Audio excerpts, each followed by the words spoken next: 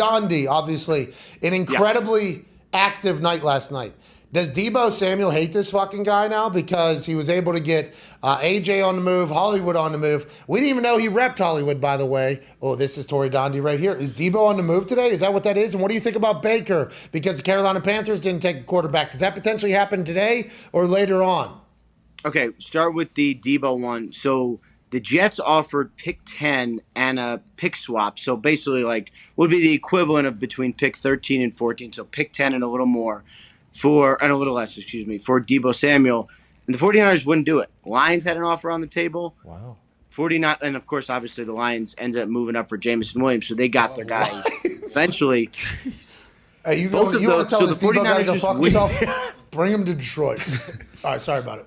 No, it's all right. 49ers just wouldn't engage, and I think everyone was sort of waiting like, all right, well, obviously, they're just going to do this deal. They're just going to – and they just didn't. And so now, like, he's not happy. When's he going to show up? I don't know. And I think they're going to try to make this better, but, like, will they? Like, there's a lot more questions than answers on the Deebo Samuel situation now that he didn't get traded last night. Crazy to hear that there was actual 2 legitimate offers because remember the reports were that the Jets were going to make an offer they couldn't refuse. Turns out they did.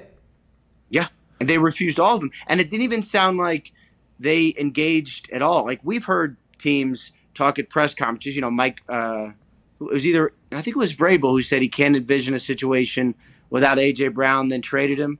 49ers were telling the truth. They basically were like, we don't want to do it, and he's too good of a player, and then they didn't do it. Vrabel was on our show chit-chatting about A.J. Brown. He said he loved him or whatever, and we'll figure it out. But I think that's what he had to say at the time. John Lynch was the one that said, I couldn't imagine a time not wanting Deebo. Let's move on. So, Deebo, you don't think Deebo's moving then? There's no reason for them to answer calls on second night to not answer calls on the first night, right?